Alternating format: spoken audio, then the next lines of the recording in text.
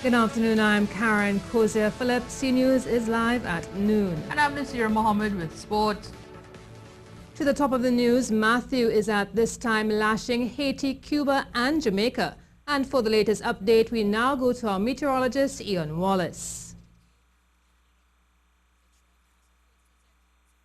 Well, thank you very much. And basically, not only do we have Matthew, we have the newest tropical storm, which is now Nicole. You can just see it there, that little blob out in the Atlantic. It's posing no threat to land at this time, but its track could push it quite close to Bermuda. Well, basically, we'll be focusing on Matthew as it just made a landfall earlier today, 7 a.m., just at Les Anglais in Haiti, the southwestern peninsula there. And it is now its center moving over the Gulf of Gonaives, which is in between Haiti and Cuba. So basically, we'll likely see the effects of the hurricane continue to affect Haiti all the way through this afternoon and into later tonight, and then eventually into eastern parts of Cuba. You can just see it here. Most of the rainfall is pushing through. A lot of this rainfall, near a meter of rain is expected. It's set to cause life-threatening flooding. Obviously, there's also a storm surge in there, and there also will be the possibility of landslides as well, particularly over the hilly areas towards the east of the storm's center. Right now, you can just see there's the center of Matthew, set to push its way into the Turks and Caicos, then eventually up into the Bahamas, and eventually possibly nearing the Florida coastline as we get towards the end of this week. But obviously, Bahamas is definitely under the watch there, and it will likely remain so under this hurricane warning and watch as we go through the next few days.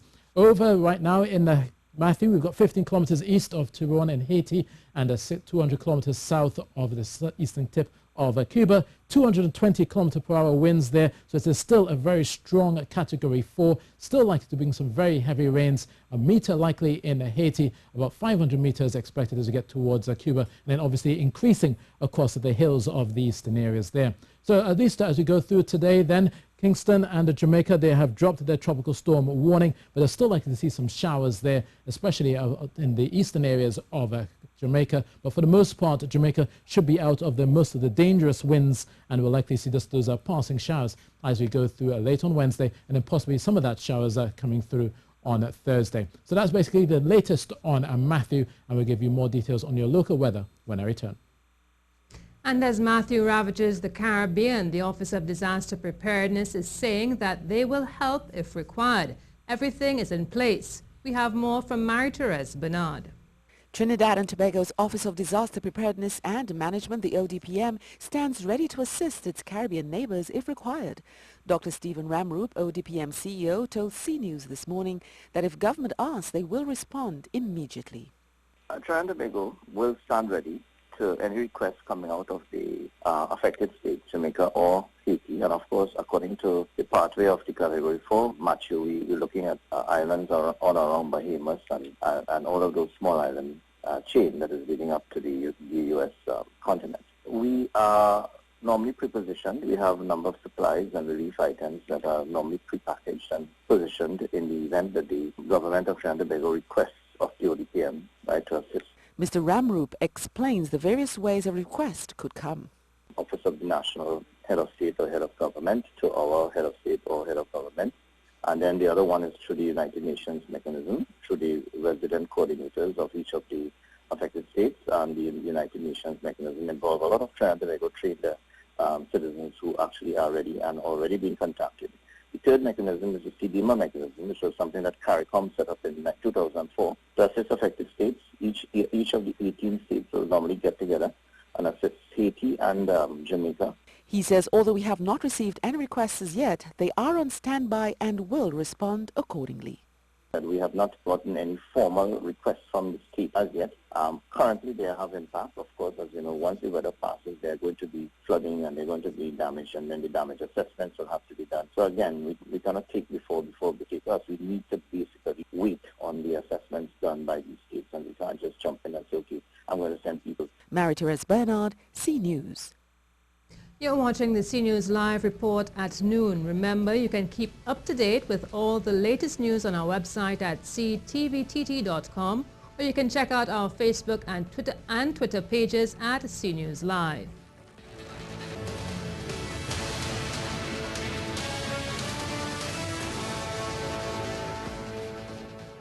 Police are investigating a murder in Enterprise that occurred on Monday evening. Dead is 25-year-old Adam Boney, who was shot along Dash Trace Enterprise. Boney was in the company of two other persons who were shot as well. The three men were rushed to the Chaguanas District Health Facility where Boney succumbed to his injuries. The other two men, 26-year-old Kendall Trim and 21-year-old Odingo Smith, were transferred to the Eric Williams Hospital. And in an unrelated incident, police are also investigating the murder of 21-year-old Charlton Huggins of 6th Avenue, Barataria. According to police reports, just before 3 p.m., Huggins was found bleeding from gunshot wounds at Upper 10th Street, Barataria. He was rushed to the Port of Spain General Hospital, where he was pronounced dead on arrival. The payment of $1 million in compensation to the families of members of the protective services killed in the line of duty was agreed to by Cabinet with effect from January 1, 2013. In a statement, the Ministry of National Security clarified incorrect reports in the media, which suggested that Cabinet agreed to the $1 million payment with effect from July 24, 2015.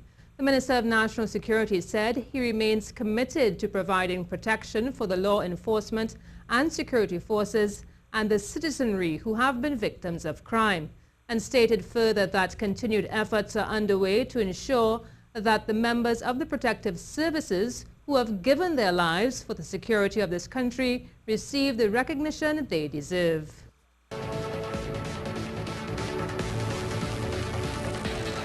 Civil action group Stand Up TNT is protesting the 7% tax which government has implemented on some online shopping with an online petition.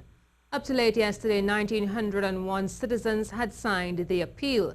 Activist Philip Alexander, leader of Stand Up TNT, aims to gather 2,500 signatures and deliver the petition to Finance Minister Colm Imbert over his announcement at last Friday's reading of the 2016-2017 national budget that online shoppers will pay extra from October 20th. In a media statement on the petition, Stand Up TNT said it viewed the tax as a flagrant attempt at influencing how the public spends its own money. The organization believes it also discriminates against those who ship by air while giving sea freight a pass. And that leads us into today's poll question. Today we asked, will the 7% tax on online shopping influence your spending habits? Earl Davis said the tax will not affect spending habits because people are creatures of habits.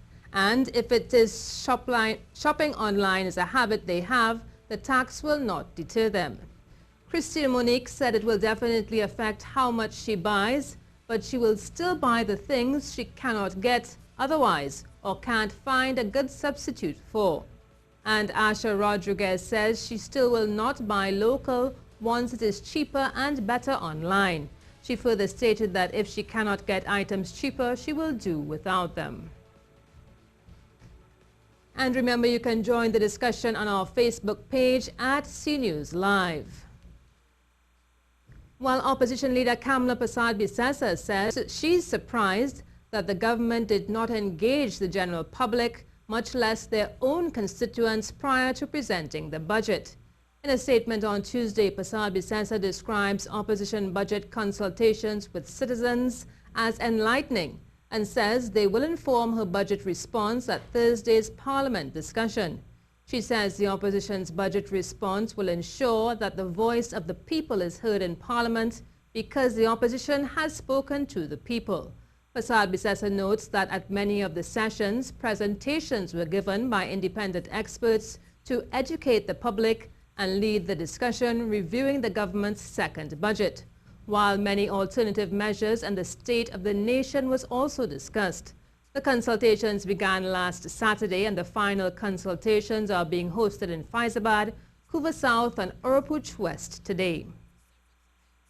Agri-economist Obadath Maharaj says the Minister of Finance missed an opportunity to educate the population on food and nutrition at the level of the household and the importance of growing local food. However, Minister Colm Imbert was commended for talking about plans to expand coconut, cocoa and the honey industry. We talk about the economic hardships. We do it repeatedly. But we have to make sure that there are people among us who do not fall below that minimum living standard. We need to protect the men and women who feed us. So Mr. Ramson just made the point, because we need to strengthen those who are actually producing. And those things are around. The ministry does have its recurrent budget and so on, and we hope they apply it for access roads and all these other things, of course, for that enabling environment. We need to stabilize sentiment. Mr. Maharaj said education in the food industry is key, since the country can no longer focus on generating substantial revenue from the energy sector. If you track our history in the sector, you would see that a lot of the activities that we pursue really try to encompass multi-agency, multi-ministry input. So yes, agriculture is the main remit of an agriculture ministry, food production generally, but education, there is a form to play with children, with youth. There's an impact on trade, there's an impact in finance, an impact on health, and so on. Former Minister of Energy Kevin Ramnarine says the current economic environment will last for the next few years, and it's going to be tough. But it seems the Ministry of Finance is bracing for a snowstorm rather than an ice age. He told us government should have pegged the oil price in the low 40s rather than the high 40s. And the gas price should have been put at $2 as compared to $2.25. The world is changing every day. And 2 months ago, the so-called experts and the consultancies and the Goldman Sachs and so on of the world was saying to us that global demand was now about to get past global supply. All of a sudden, we hear global supply is back up again. So the world is actually oversupplied by oil to the tune of 1 million barrels of oil per day. So every day, the world produces 97 million barrels of oil, but the world consumes 96. What's happening to the one? It's being stored. So inventories are building up. So even when the market rebalances and 96 equal 96, supply equal demand, you still have an overhang of inventory that people believe will take about 500 days to unwind. So first of all, you're waiting for the market to rebalance, and secondly, you're waiting for that inventory to unwind. You're looking at about 2 to 3 years of this low price environment. Meanwhile, Executive Director of Center for Human Development, Hanif Benjamin, says the new budget once again shows this country cannot be dependent on oil and gas. Responding to the expected oil revenue at $2.575 billion and non-oil revenue of $44.866 billion, Mr. Benjamin told Good Morning Trinidad and Tobago diversifying this country needs to be a priority.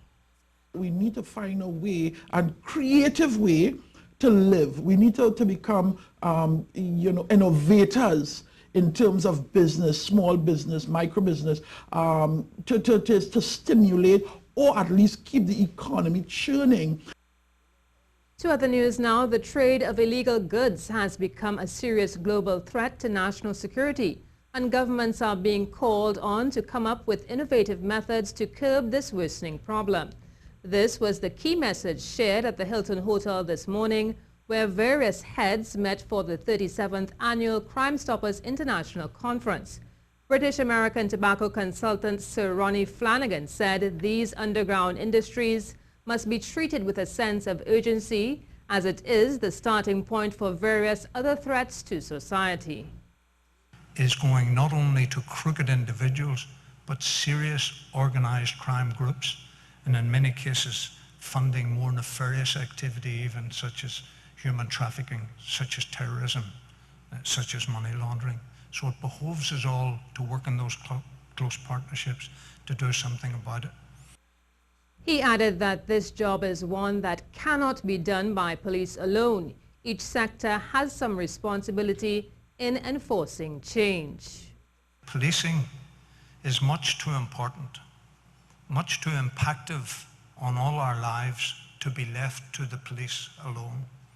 Policing, in my view, can only hope to be successful if it includes collaborative, effective partnerships between police and a whole range of other organizations, governmental and non-governmental.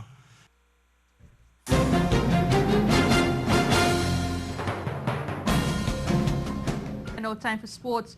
This country's senior men's footballers returned to training yesterday ahead of Thursday's Scotiabank Caribbean Cup qualifier against the Dominican Republic at Atbolden Stadium in Cuba on Wednesday, and then a fixture against Martinique on October 11th.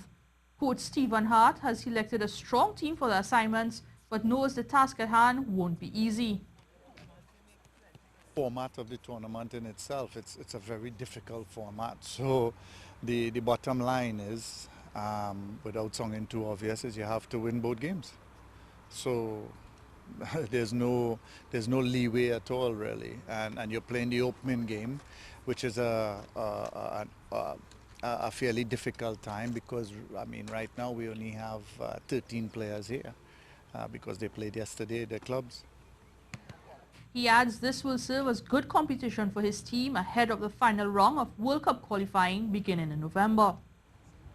Well, that was the general thought behind it, because like teams that do not have to play in any competition that are in the hex are using the 2 dates as preparation. So we thought, well, okay, it's a home and away, it will be very similar to the hex. Meanwhile, the Caribbean Cup between Jamaica and Suriname in Jamaica has been postponed due to safety concerns regarding Hurricane Matthew. Maria Sharapova's 2-year doping ban has been reduced to 15 months following her appeal to the Court of Arbitration for Sport. The 5-time Grand Slam winner was initially banned by the International Tennis Federation for 2 years after testing positive for meldonium at the 2016 Australian Open. Sharapova said, quote, "I am counting on the days until I can return. In so many ways, I feel like something I love was taken away from me, and it will feel really good to have it back. Tennis is my passion, and I have missed it," end quote. The former world #1 said she could not accept the unfairly harsh ban when it was announced in June. The CAS panel said it found Sharapova's case was not about an athlete who cheated, but added she bore significant fault for her violation. It added that Sharapova was at fault for not giving her agents instructions and in checking in with WADA's prohibited list and failing to supervise and control her agent. The Russian will now be able to return to the tennis court on April 26, 2017. There could be a slightly easier way for TNT to get back into the World Cup if the FIFA president gets his way. Gianni Infantino proposes expanding the World Cup finals to 48 teams, a larger number than his election promise of 40 teams. Under his proposal, a preliminary knockout round in the host country would involve 32 teams, with the winners reaching the groups, while a further 16 seeded teams would get a bye to that stage. The rest of the tournament would be the same as it is now, with teams competing in group stages followed by knockout rounds. Infantino said a decision would be taken by the governing body's council in January. Normally, the phrase reads, "coming to America," but in a break from the norm, former U.S. national team coach Bob Bradley is headed back to the UK to take up his biggest club coaching assignment to date. Swansea City have fired manager Francesco Guidolin and hired Bradley to take over the struggling Premier League club, which lies 17th in the standings. The appointment makes Bradley the first American to ever manage in one of Europe's top leagues, but he is far from accomplished in both club and international level. Bradley won a Gold Cup, finished first in qualifying for the 2010 World Cup, and then led the US to first place in their group at the tournament before he coached Egypt's national team for a period of time. Bradley is the first American manager to qualify a team for the European League with Norwegian side Stabæk, before landing at Le Havre in France and coaching them to within 1 goal of promotion to the top flight league. And that was your sport for today. Here's a look now at what's happening in and around the Caribbean. Today, Hurricane Matthew roared into the southwestern coast of Haiti, threatening a largely rural corner of the impoverished country with devastating storm conditions as it headed north toward Cuba and the eastern coast of Florida. Haiti's Civil Protection Agency reported 1 death, a fisherman who drowned in rough water churned up by the storm. That raised Matthew's death toll to at least 3. 1 man died in Colombia and a teen was killed in St. Vincent and the Grenadines as the storm moved through the Caribbean. As of 8 a.m., the storm was located about 10 miles east of Tiburon in Haiti and 125 miles south of the eastern tip of Cuba. It was moving north near 9 miles per hour. St. Kitts and Nevis Deputy Police Commissioner Hilroy Brandy is addressing complaints from the public that recent police stop-and-search operations are invasions of privacy and possibly unconstitutional. DCP Brandy on Monday said that the searches are not random and that the police are complying with the terms and the means of the law. It's nothing strange. Police are complying with the terms and the means of the law. We cannot stop everybody. Police have done their intelligence and they're able to know who they are looking for, who they suspect are involved in criminality. And based on reasonable suspicion from the police officer have the power to stop and search those persons. And in Guyana on Monday, University of Guyana students staged a peaceful protest against plans by the university to increase tuition fees by 5%. No statement has been issued by the university as yet on the increase, but the students said that they had been informed by email last week of the Guyana $8,000 hike. They are questioning the justification for an increase of fees, with students saying the university has not improved facilities. With 26 pregnant women diagnosed with Zika this year in Barbados, that country could see more babies being born with microcephaly. There are already 2 born with a suspected condition which is believed to be associated with the mosquito-borne virus. Dr. Leslie Rollock, Senior Medical Officer of Health, said yesterday that up to the end of August, there were 616 total cases of Zika reported in Barbados. Well, Ian Wallace is back to tell us about today's weather conditions. Well, we've been seeing a bit of cloud coming through from time to time, a couple of showers as well. But we also have the latest tropical storm, that is Nicole, which is at the top of the island chain and is set to head towards the northwest, possibly posing a threat to Bermuda in the next few days. But for Trinidad and Tobago, it poses no threat to us or indeed many of the eastern Caribbean. There will be a tropical wave set to come through, so you could be seeing a few showers coming by later on tomorrow. But for now, across Piarco, 33 degrees Celsius. Right now at Crown Point, 31 degrees Celsius. And there's still a bit of a breeze there, offering you some cooling relief. But today's high in Tobago set at 32 degrees Celsius, but there will be a couple of thunder showers set to come through late this afternoon and possibly carrying on through this evening and overnight, particularly across the main ridge in Tobago. Meanwhile, in the Trinidad, we'll still see a scattering of showers through this afternoon and a possibility of some of those turning heavy or thundery, especially over the northern range and out towards western Trinidad. And through tonight, we should be seeing mostly damp conditions, especially for both islands. For mariners and those heading out, look for wind waves of 1.5 to 2 meters, easterly winds of 50 knots, and a moderate chop from the east-northeast of 12 seconds. And you've got your low tide at 12:30 p.m. and then your last high tide is at 6 p.m. So that's your latest weather, and that's it from me. And that brings us to the end of our C News Noon newscast. I'm Karen Kose-Phillip, C News, powered by our team of journalists and producers across the Republic and the region, on television, radio, and online.